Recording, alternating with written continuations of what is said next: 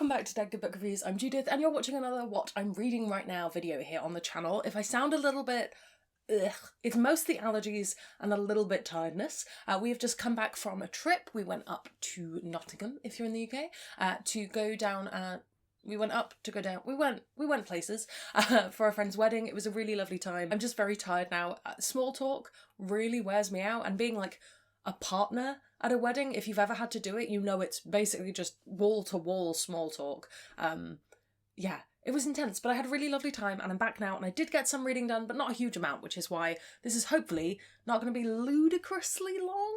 Maybe? I have no idea. I've not sat in front of the camera in a week and a bit, so who knows? I do want to, though, kick off with something a little bit different. Thank you so much for everyone who watched my Song of Achilles review that went out on Monday. If you're new because you subscribed to that video, welcome. This is what Fridays are like here on the channel.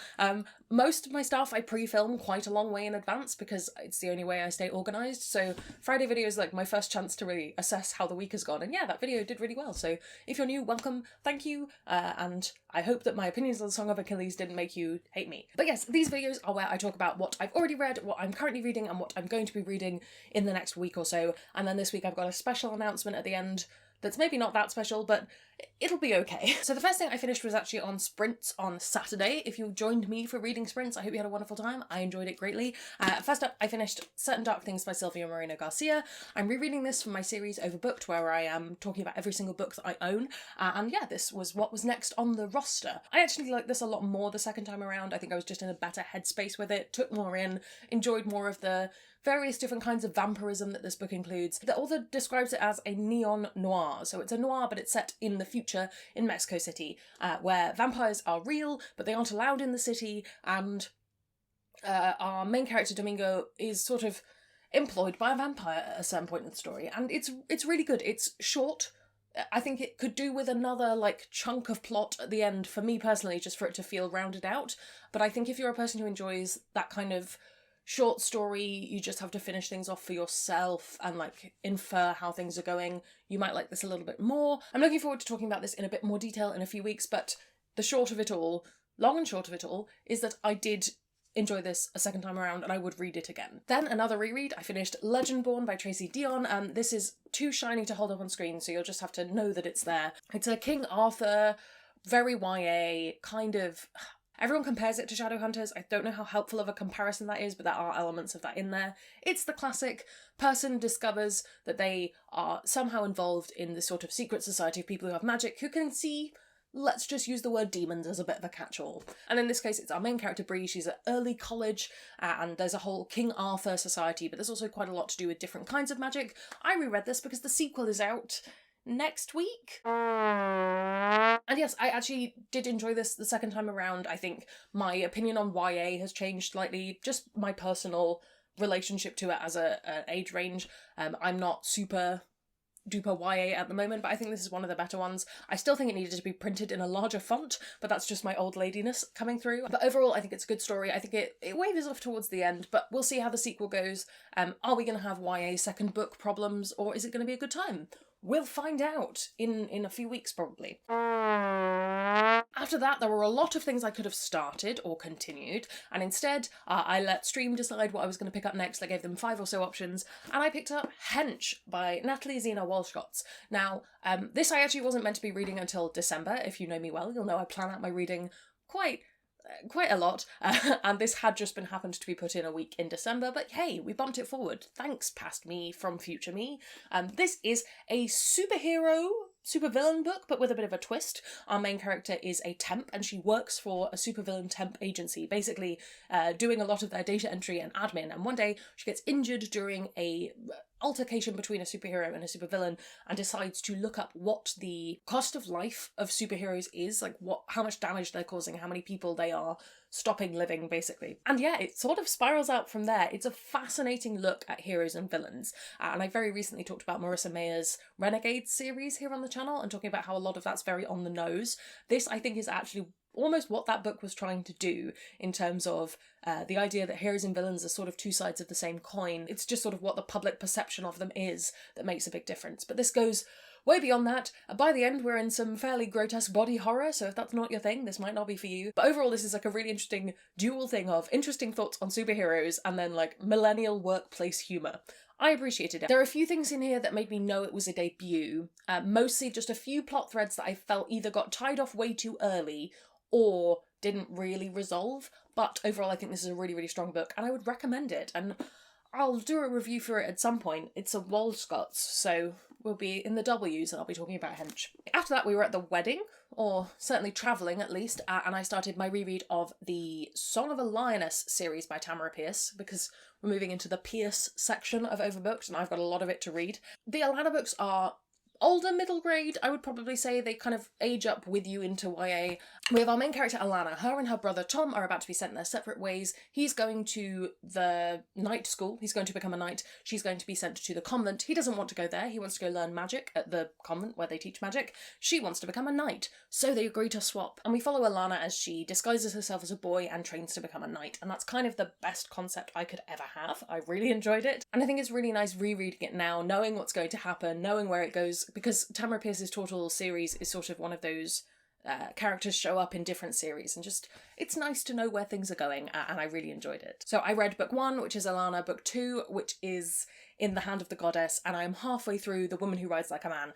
The Woman Who Rides Like a Man is so far the most dated in certain elements, but I'll come on to that when I talk about it in full. And yeah, they're really easy to read, they're nice and fast, they were really good for being at a service station charging the car, like it was great. I'm having a good time, they're good late night reads, I'm enjoying it, I'm taking my time with it and I'm enjoying it.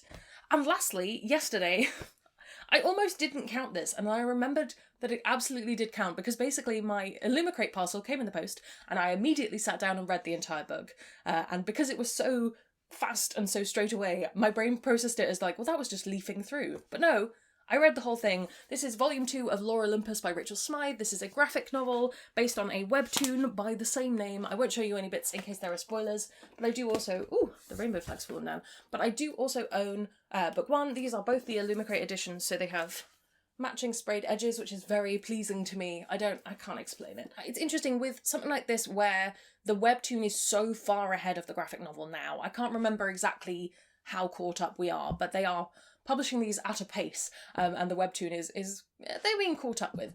But it's really interesting because it's hard to understand why they've chosen the splits that they have, and obviously it's the end of chapters, but without knowing how it's all going to end, it's hard to see what it's all building up to. I don't know, the structure is interesting, but for me, I know this is a series I'm going to want to own in its entirety, and I'm just going to enjoy having all of them sat on a shelf together. So this is book 2. It's going up on the shelf to sit with its friend. I'm aware that some people really don't like it. There's an age difference thing that people bring up a lot.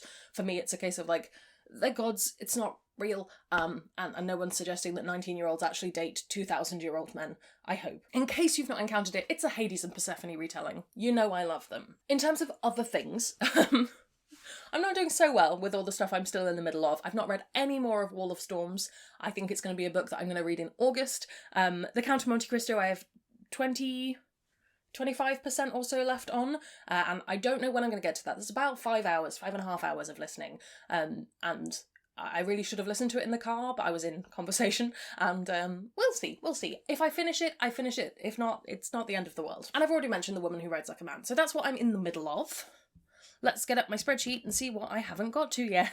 So actually, if I finish The Count of Monte Cristo, I've only got 2 more things to finish before my hiatus, and that is The Very Secret Society of Irregular Witches, which I'm really looking forward to. I think it's going to be fantastic. And also Akata Warrior, which is the second book in the Nativity scripts by Nydia Okorafor. Both of those are digital, and the main thing holding me back at the moment is I really need to charge my Kindle. So Judith, if you're watching this while editing, pause editing, go put the Kindle on charge, and please insert footage of yourself doing that so that you've definitely done it. So Judith, if you're watching this while editing, pause editing, go put the Kindle on charge, and please insert footage of yourself doing that so that you've definitely done it.